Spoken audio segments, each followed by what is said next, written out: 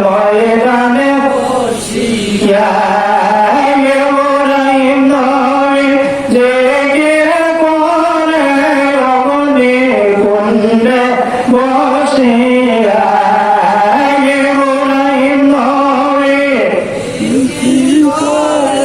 অগ্নি কুণ্ডে বসিয়া বলে লা ইলাহা ইল্লাল্লাহ সুন্দর লা ইলাহা ইল্লাল্লাহ মুসা নবী জিকির করে তোর পাহাড়ে যাইয়া মুসা নবী জিকির করে তোর পাহাড়ে যাইয়া ইউনুস নবী জিকির করে মাছের পেটে পড়িয়া ইউনুস নবী জিকির করে মাছের পেটে পড়িয়া লা ইলাহা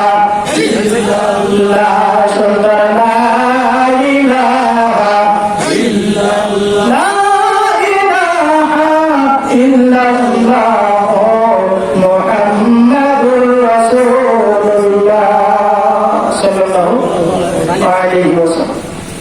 তুমি আল্লাহ তুমি রহমান তুমি কাদের গুণে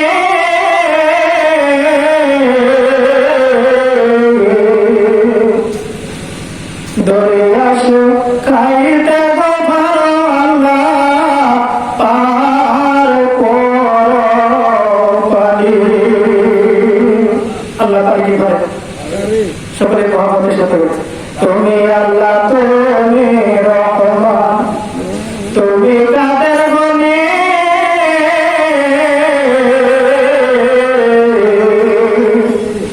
দরিয়া শুকাইতে গো ভালো আল্লাহ পার করো পানি।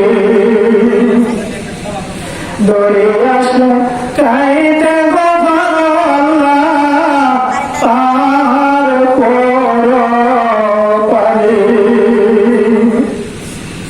তুমি কারে হাসাও কাউরে বোকা দাও তুমি কাউরে হাসাও কাউরে বোকা দাও তুমি সকলে করতে পারো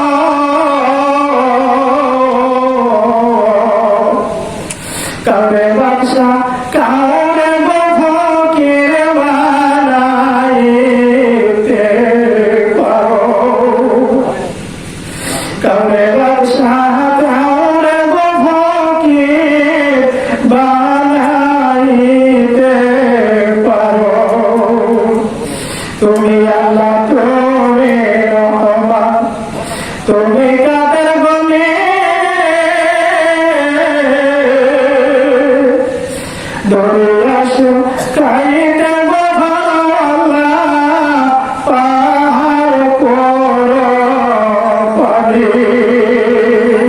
আল্লাহু আকবার বলে আলহামদুলিল্লাহ ইয়া রাসূলুল্লাহ ইয়া হাবিবাল্লাহ ও আল্লাহর নবী রাহমাতুল লিল আলামিন ওই দুটি জিনিস কি আল্লাহর নবী আল্লাহর নবীর আন্দোলনের এক নম্বরে কিতাবুল্লাহ। আল্লাহু আকবার এক নম্বরে কিতাবুল্লাহ আল্লাহর কোরআন মানা দরকার আছে না নাই জোরে বলেন আছে না নাই। আজকে আমরা আল্লাহর কোরআন ছেড়ে দিয়েছি ঠিক কিনা আল্লাহর বিধান মানতেছি না। মুসলমান যদি আল্লাহর বিধান মানত মুসলমান বাজানব বিধর্মীদের কাছে মার খাইতে হইতো না ঠিক কিনা। আজকে মুসলমান আল্লাহর বিধান ছেড়ে দিয়েছে আল্লাহর কোরআন ছেড়ে দিয়েছে। আজকে যদি মুসলমান গুলো আল্লাহর কোরআন মানত ও মানলেরা গভীর মনোযোগের সাথে অনুরোধ করতেছে আল্লাহ রাসূল বলেন ও দুনিয়ার মানুষ তোমরা যদি তোমাদের ঘরের মাহলকে পরিবর্তন করতে চাও তোমাদের ঘরটাকে যদি সুন্দরভাবে যদি পরিচালনা করতে চাও তাহলে আল্লাহর বিধান দিয়া তোমরা তোমাদের ঘর সাজাও। জোরে জোরে কই সুবহানাল্লাহ। আজকে দেখবে আমাদের সমাজের মধ্যে টাকা পয়সার অভাব নাই ঠিক কিনা টাকা পয়সার অভাব নাই ঘরের মধ্যে জিনিসপত্র টাকা পয়সার অভাব নাই, কিন্তু সংসারের মধ্যে শান্তি নাই। ঠিক কিনা? সংসারের মধ্যে শান্তি নাই। শান্তি নাই একমাত্র কারণ হলো আজকে আমরা সেই আল্লাহর বিধান ছেড়ে দেওয়ার কারণে আজকে আমার আপনার সংসারের মধ্যে শান্তি আসে না। ঠিক কিনা? স্বামী স্ত্রীর মধ্যে মহব্বত নাই, সন্তানগুলো মা বাবার কথা মানে না। ঠিক কিনা? সন্তানগুলো মা বাবার কমেন্ট মানে না। আজকে যদি আল্লাহ পাকের বিধান অনুযায়ী আজকে যদি আমাদের ঘর পরিচালনা করতাম, আল্লাহ রাসূল বলে যে ঘরটা আল্লাহ পাকের বিধান অনুযায়ী যারা পরিচালনা করবে, আমার আল্লাহ ওই ঘরটা রহমত দিয়া ভরপুর করে দিবে। আল্লাহু আকবার।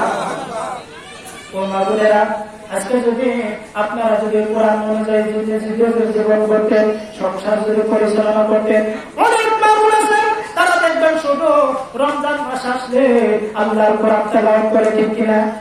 বাকি 11 মাস আল্লাহ কোরআন তেলাওয়াত করে না। ঠিক কিনা? তাহলে বোঝা গেল আল্লাহর কোরআনের বিধান অনুযায়ী আমরা চলতে পারতেছি না। আজকে যদি কোরআনের বিধান অনুযায়ী আপনাদের জীবন পরিচালনা করতে, তাহলে ওই স্বামী স্ত্রীর মধ্যে আমার আল্লাহ রহমত দিয়ে ভরপুর করে দিত। সুবহানাল্লাহ। তোমরা না যাবে যদি পাইতে তোমরা মুক্তি যদি পাইতে চাও, আল্লাহর হুকুম মেনে তোমরা স্বামীর সেবা করে যাও। আল্লাহর হুকুম মেনে তোমরা স্বামীর সেবা করে যাও। স্বামী যদি দোয়া করে মাগো তোমারে, বলে স্বামী যদি দোয়া করে মাগো তোমারে, ফাতেমার সাথে যাওয়া তুমি জান্নাতে। ঠিক কিনা? ওই মা বোনদেরকে অনুরোধ করে যায়, তাহলে আল্লাহর বিধান অনুযায়ী নিজেদের জীবন পরিচালনা করা দরকার আছে না নাই? আপনার সন্তানদেরকে যদি কমেন্ট মারাইতে চায়, তাহলে আল্লাহর বিধান অনুযায়ী ঘরটা পরিচালনা করে। ও যুবক ভাইদের অনুরোধ করে যায়, অনেক যুবক ভাই আছে অনেকে মা বাবার খেদমত করতে চায় না। ঠিক কিনা? আল্লাহ রাসূল বলেন, তোমরা যদি তোমাদের জীবনটা আল্লাহর কোরআনের বিধান অনুযায়ী যদি পরিচালনা করতে পারো, তাহলে ওই যে সন্তান ওই আল্লাহর কোরআনের বিধান অনুযায়ী যারা নিজেদের জীবন পরিচালনা করবে, ওই সন্তান কখনো মা বাবার অবাধ্য হইতে পারবে না। ঠিক কিনা? যুবক ভাই ও